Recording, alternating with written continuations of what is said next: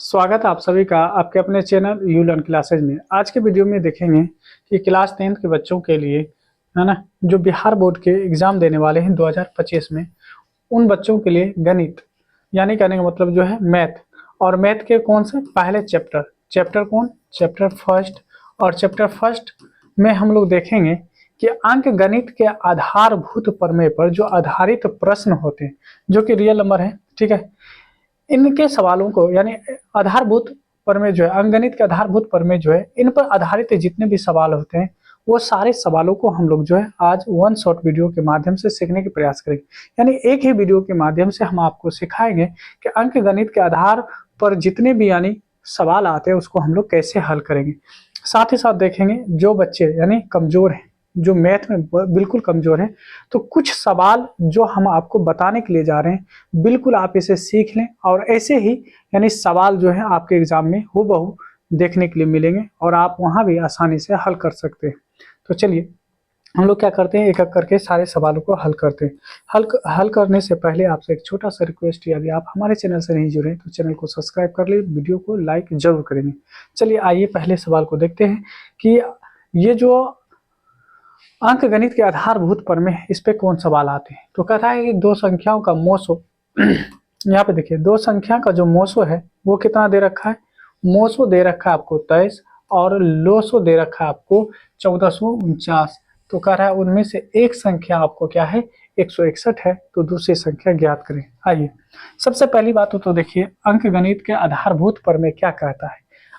यहाँ पे कहता है कि दो संख्याओं का, याद रखेंगे दो संख्याओं का, ये पहले समझ लीजिए, दो संख्याओं का है ना गुणनफल,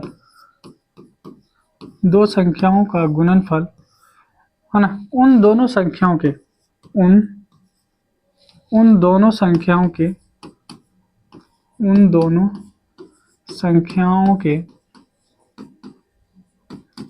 दोनों संख्याओं के एलसीएम तथा एचसीएफ के गुणनफल क्या है, गुणनफल के बराबर होते हैं। क्या होते हैं, बराबर होते हैं, याद रखेंगे। अर्थात है ना, अर्थात कहने का मतलब क्या है, होते हैं। अर्थात हम कह सकते हैं, इस बात को ऐसे कह सकते हैं कि दो संख्या अगर a और b है, दोनों का अगर गुना किया जाए तो इन्हीं दोनों संख्याओं के एलसीएम किसका, इसी a और b का, और गुना कर देंगे एचसीएफ किसका, यही संख्या a और b के क्या होते हैं, आपस में बराबर होते हैं। तो याद रखेंगे एचसीएफ यानी a गुना b, a क्या है, a भी आपका एक संख्या है यानी और b भी एक संख्या है। ये जो होगा बराबर होगा, इनके गुणनफल बराबर होंगे किनके, इन्हीं दोनों संख्याओं के एलसीएम गुना एचसीएफ के। क्या कैसे, तो आइए थोड़ा सा और समझने की प्रयास करते हैं। अगर ये आप पहले से जानते हो तो अच्छी बात, नहीं जानते हैं तो सीख लीजिए। देखिए अगर हम कह दें a बराबर 8 ले लिए और b बराबर अगर हम यहाँ पे 6 ले लिए, अब कहता है कि यहाँ पे हम दोनों को गुना कर दें, अगर a गुना b कर दें, यानी इस फॉर्मूले पे हम आपको समझाने के प्रयास कर रहे हैं कि कैसे किया जाएगा। a गुना b का मतलब हो गया कि आप क्या करेंगे, a की जगह पे आप लेंगे 8 और b की जगह पे लेंगे 6, और इसका गुणनफल कितना आ रहा है आपको, तो ये गुणनफल आ रहा है 8 6 के 48, 48 हो जाएगा। कितना हो जाएगा, 48 हो जाएगा। अब देखिए क्या करेंगे, इनका एलसीएम निकालेंगे। अगर एलसीएम निकालें तो 8 को आप कैसे लिख सकते हो, 2 गुना 2 गुना 2, 2 दूना 4 दूना 8। 6 को कैसे लिखोगे, 2 गुना यानी 3। अब देखिए अगर एचसीएफ की बात करें, एचसीएफ की बात करें, जो दोनों में आ जाए वही हमारा एचसीएफ होता है, तो एचसीएफ हो जाएगा 2। एलसीएम क्या हो जाएगा, तो एलसीएम जो दोनों में आए उसको एक बार लिखिए, बाकी बाद रेस्ट जितने भी उनको लिखे, तो ये 2 और ये 2 भी लिखेंगे, साथ ही साथ ये 3 को भी लिखेंगे। तो 2 दूना 4 दूना 8, 8 3 24, कितना हो जाएगा आपका, 24 हो जाएगा।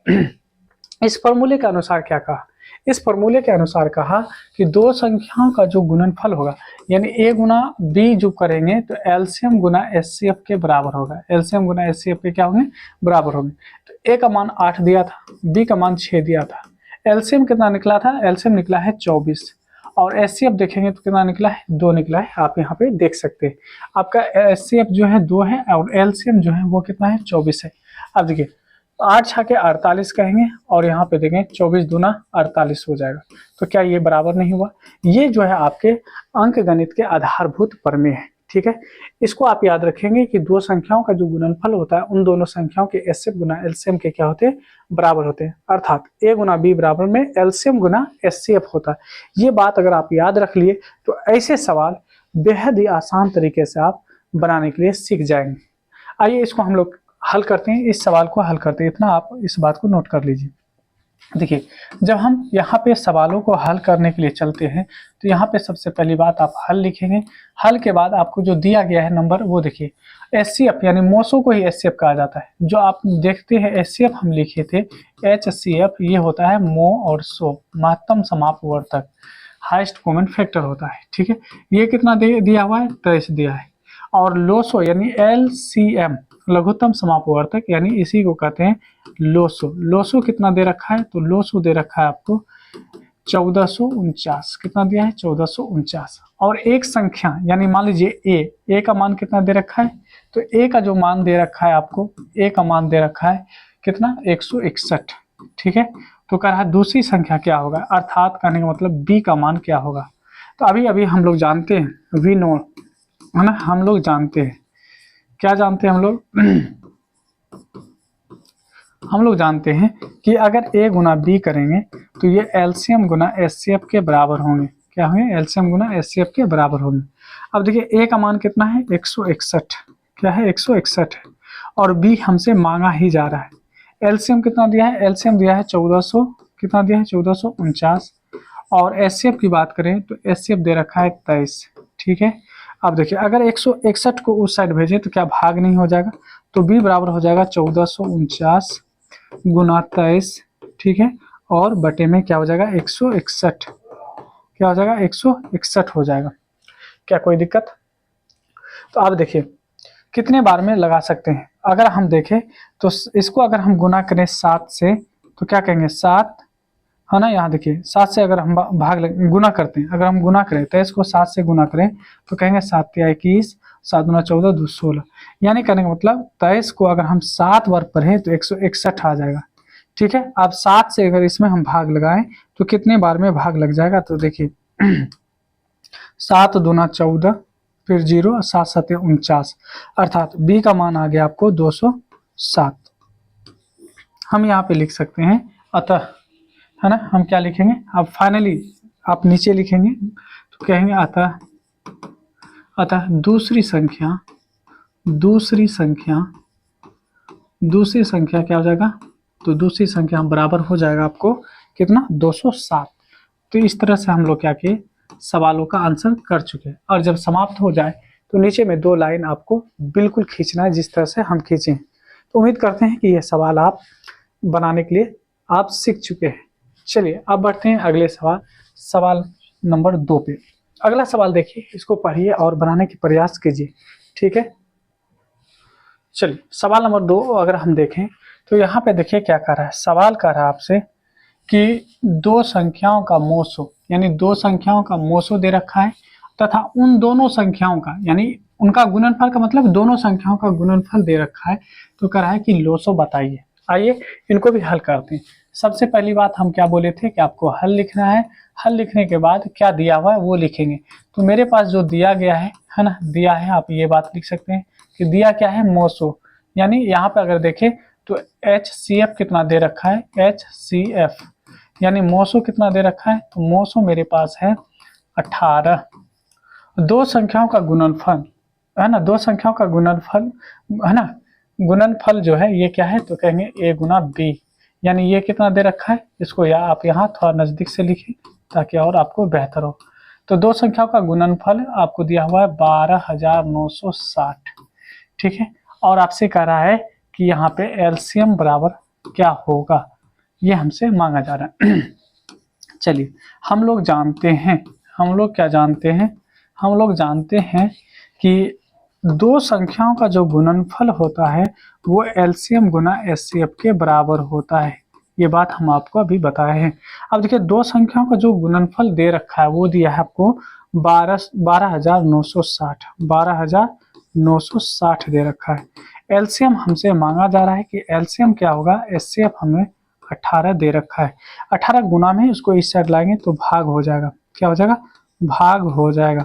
अब यहाँ आप क्या करेंगे, 18 से जब आप भाग देंगे तो आपको क्या प्राप्त होगा, ये होगा एलसीएम होगा। आइए इसको हम लोग डिवाइड करते हैं।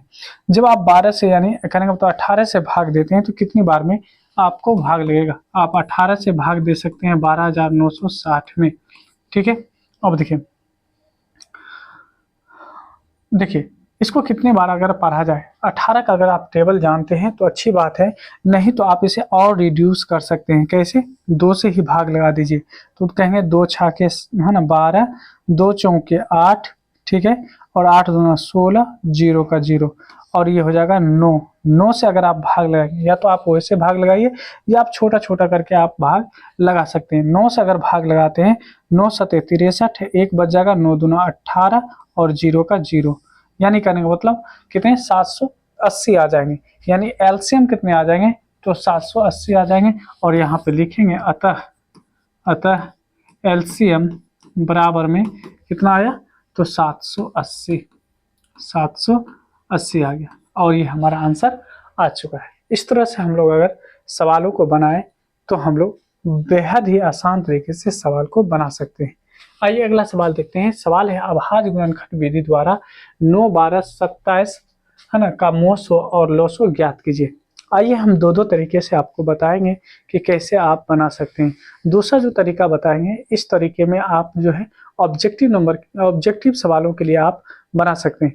सब्जेक्टिव के लिए पहला यानी तरीका बता रहे हैं। देखिए यहाँ पे सबसे पहले आप हल लिखेंगे, हल लिखने के बाद आपको जो दिया गया नंबर है वो लिखना है, ठीक है। क्या दिया है ना, 9, 12 तथा क्या दिया है, 27 दिया हुआ है। अब 27 दिया है, इसको अभाज्य गुणनखंड विधि द्वारा, अभाज्य का मतलब क्या होता है, अभाज्य संख्याओं के गुना के रूप में लिखना। अभाज्य संख्या क्या होता है, जिसमें एक से या उसी नंबर से भाग लगे उसको अभाज्य संख्या कहते हैं। जैसे 2, 3, 5, 7, 11, ये सब संख्या जो है आपकी क्या है, अभाज्य संख्या है। तो देखिए सबसे पहले अगर हम 9 का अभाज्य गुणनखंड करें तो 3 तिया 9 और 3 इकाई 3 कह सकते हैं, ठीक है। अब देखिए इस 9 को हम क्या लिखेंगे, तो 9 को लिखेंगे 3 गुना 3, ठीक है। उसके बाद देखिए 12 के बारे में अगर हम बात करें तो 12 को कैसे लिख सकते हैं, 2 से 6 दूना 12, 2 से लगाएंगे 2 तिया 6, उसके बाद 3 से लगाएंगे 3 इकाई 3। अब हम इस 12 को कैसे लिखेंगे, तो आप कहेंगे 2 गुना 2 4 और 4 तिया 12। इसके बाद अगर हम देखें तो 27 है, 27 को कैसे लिख सकते हैं, तो 3 नमा 27 और 3 तिया 9 और 3 इकाई 3। तो हम लिखेंगे 27 को कैसे, तो 3 गुना 3, ठीक है, क्या लिखेंगे 3 गुना 3 गुना 3, 3 तिया 9 तिया 27। अब जैसे एलसीएम की बात करेंगे, किसके बारे में बात करेंगे, पहले एचसीएफ ही निकाल लीजिए। एचसीएफ का मतलब है जो सभी में आए, तो जो सभी में आ रहा है वो कौन है। अब यहाँ पे देखेंगे कि ये 3 जो है, ये 3, इसमें भी 3 और इसमें भी एक 3 है, यानी हमारा एचसीएफ निकल गया 3। एलसीएम क्या, क्योंकि देखिए इसमें 3 है, इसमें 3 अब नहीं है, तो इसका मतलब हमारा एचसीएफ नहीं निकल सकता है।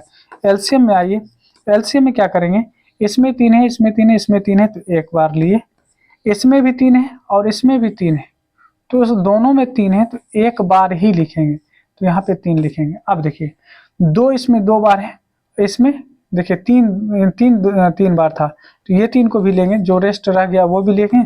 उसके बाद ये 2 रह गया 2 बार, इसको भी हम इसमें इंक्लूड करेंगे। अब इसको गुना कीजिए, 3 तिया 9, 9 तिया 27, 27 दूना हो जाएगा 57 दूना हो जाएगा 54, और 54 दूना हो जाएगा 108। तो हमारा एलसीएम कितना हो जाएगा, एलसीएम आ जाएगा 108। और इस तरह से हम इसका आंसर कर सकते हैं। उम्मीद करते हैं कि इस तरह से आंसर निकालना आप सीख चुके हैं। अब आइए हम दूसरे तरीके से बताते हैं कि जब ऑब्जेक्टिव में दिया गया हो उसके बाद ऐसे सवालों का यानी एचसीएफ और एलसीएम कैसे निकालेंगे। सबसे पहली बात 9, 12 और 27, ये जो आप देख रहे हैं 9, 12 और 27 देख रहे हैं, इसको एक साथ लिखेंगे और ऐसी संख्या ढूंढिए जो तीनों में लग जाए। तो 3 ऐसी संख्या है जो 3 तिया 9, 3 चौके 12 और 3 नमा 27, जो तीनों में लग गया। अब ऐसी संख्या ढूंढिए जो सभी में लग जाए। अब ऐसी कोई संख्या नहीं है जो इस तीनों संख्या में यानी 3, 4, 9 में लगे। तो इसका मतलब है जिस संख्या से सभी मिलेगा हमारा एचसीएफ वही आ गया। तो एचसीएफ आ गया 3।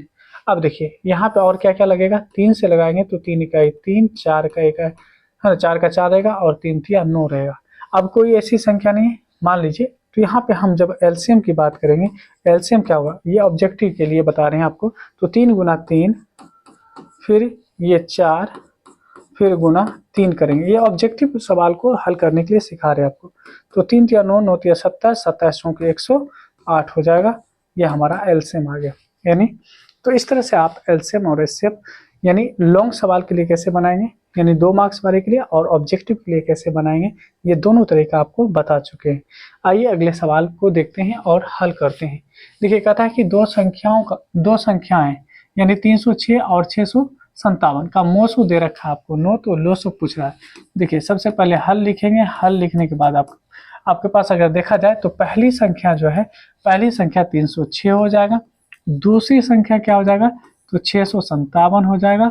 उसके बाद देखिए एलसीएम नहीं दिया है और एचसीएफ कितना दिया है, एचसीएफ जो है आपको दे रखा है 9 लिखेंगे। एलसीएम आपसे पूछा जा रहा है कि एलसीएम क्या होगा, ठीक है। अब हम जानते हैं, क्या जानते हैं, हम जानते क्या है, हम जानते हैं कि दो संख्याओं का गुना जो होता है एलसीएम गुना एचसीएफ के बराबर होता है। एलसीएम गुना एचसीएफ के क्या होते हैं, बराबर होता है। तो दो संख्या क्या है, 306 और 657 बराबर में एलसीएम आपसे पूछा जा रहा है, एलसीएम ही तो निकालना है। एचसीएफ कितना दे रखा है, एचसीएफ दे रखा है 9 को इस साइड लाएंगे तो भाग हो जाएगा, क्या हो जाएगा, भाग हो जाएगा। तो यहाँ से हम भाग लगाएंगे, यानी 9 से भाग लगाएंगे तो हमको जो प्राप्त होगा वो हमारा एचसीएफ होगा। आइए यानी भाग लगा के देखते हैं।